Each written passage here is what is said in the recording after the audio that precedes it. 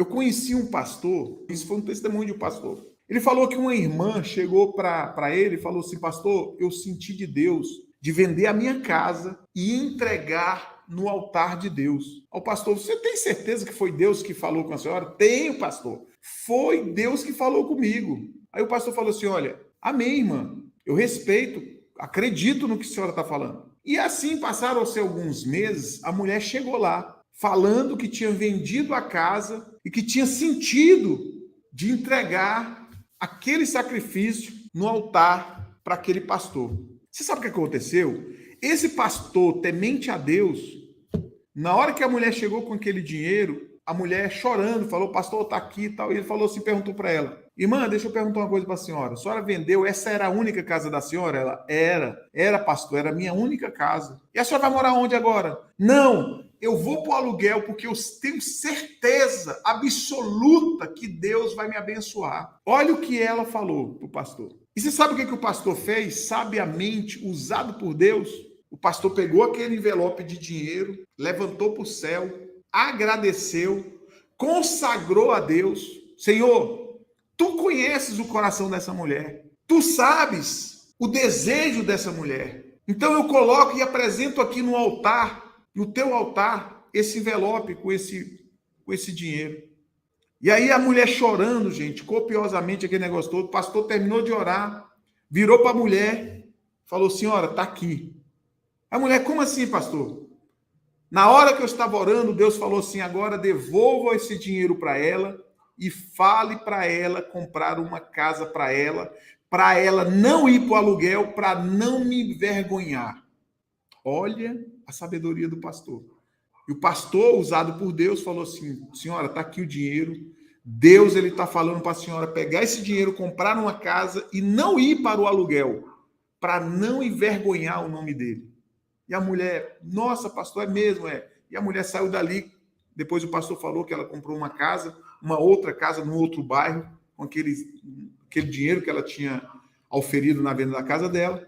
E, gente, isso é literalmente a pessoa usar a sabedoria que Deus dá para conduzir a ovelha. Porque tem muita ovelha que é inocente, que vai para o matador e não está nem aí. E aí, se ela pegar um pastor que, na verdade, é um lobo, ele vai literalmente tragar essa pessoa.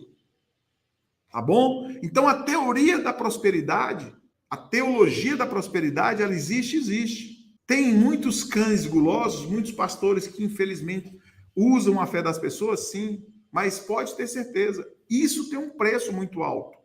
Tem um preço que vai ser pago, acredite.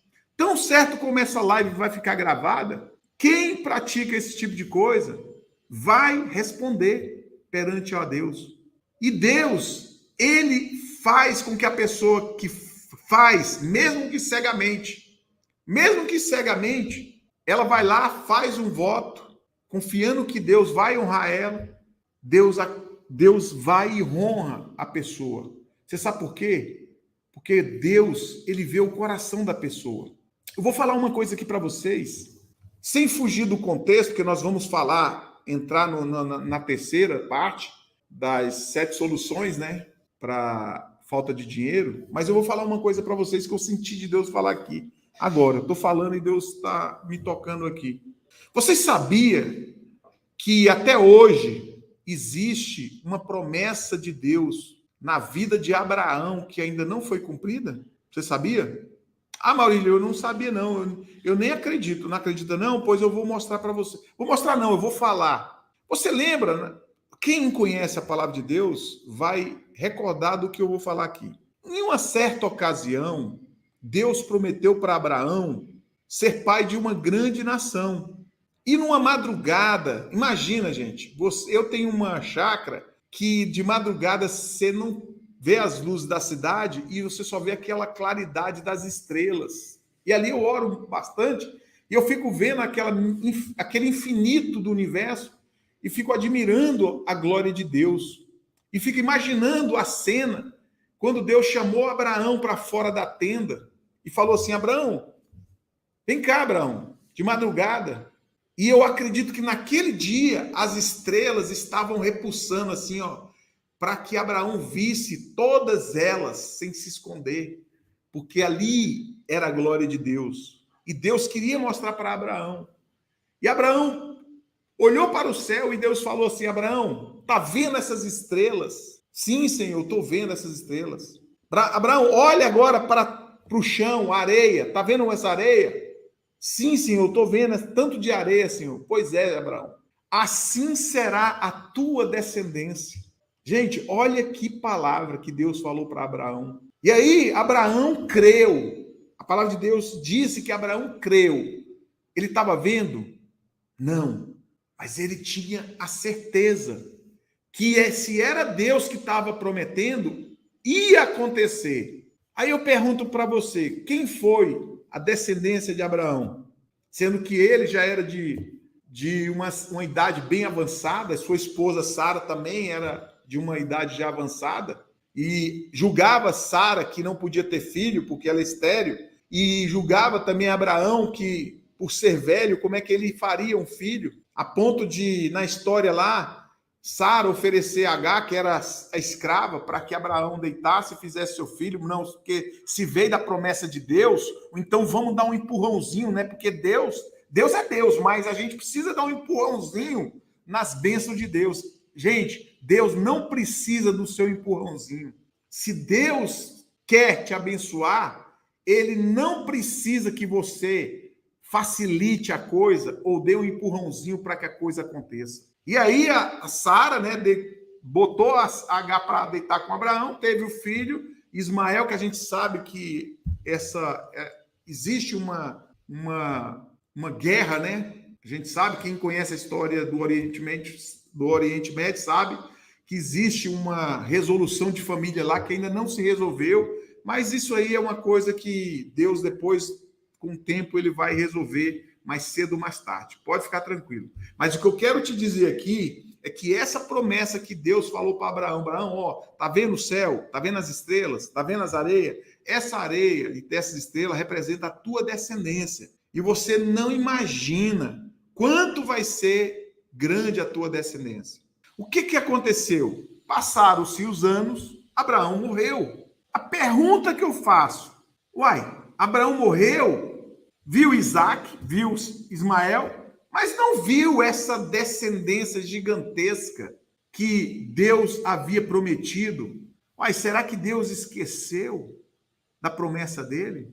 Porque se Abraão morreu e ele não viu a descendência dele, gente, como diz a palavra de Deus, Deus não é homem, filho do homem para que minta, nem homem para que se arrependa. Você entendeu do que ele prometeu? Se você é filho de Abraão, se você não sabe. Na hora que nós tivermos todos nós, eu, você, naquela grande assembleia, já não vivendo mais aqui nesse campo material, mas sim já no campo espiritual, Deus, eu consigo ver a cena de Deus chamar Abraão e falar: Abraão, vem cá, rapaz. Vem cá, eu quero te mostrar uma coisa aqui. E aí virar para todos nós, eu e você. Deus fala assim: Abraão, você lembra daquele dia da tenda? Olha a sua descendência aqui. E mostrar eu, você, todos nós que cremos nele. E nós somos a herança, a promessa de Deus para Abraão. Então, o que Deus prometeu vai se cumprir. Pode ficar tranquilo. E Abraão, ele morreu crendo nessa promessa. Ele não viu com os olhos carnais, mas ele viu com os olhos espirituais. E muitos de nós queremos que Deus ele se materialize aqui e agora, porque, querendo ou não, se ele é Deus, ele vai ter que me mostrar. Ele vai ter que me mostrar que ele é Deus.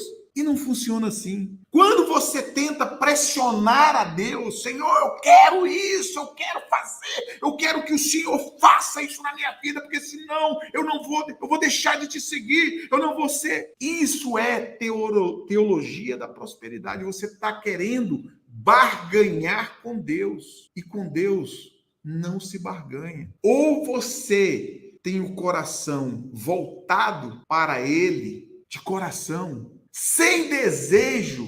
Se eu morrer pobre, sem dinheiro, financeiramente falando, eu vou continuar acreditando. Assim como Jó. Olha a vida de Jó. Jó era um homem rico, mas ele foi para a lona, ficou pobre, pobre, pobre, de Marredeci. Mas ele não negou a fé. Ele não negou, ele não abriu a boca para falar que, ó Deus, o que está acontecendo comigo, Senhor? Por que tudo isso? Por que eu quero meu dinheiro, quero minha esposa, quero meus filhos que morreram?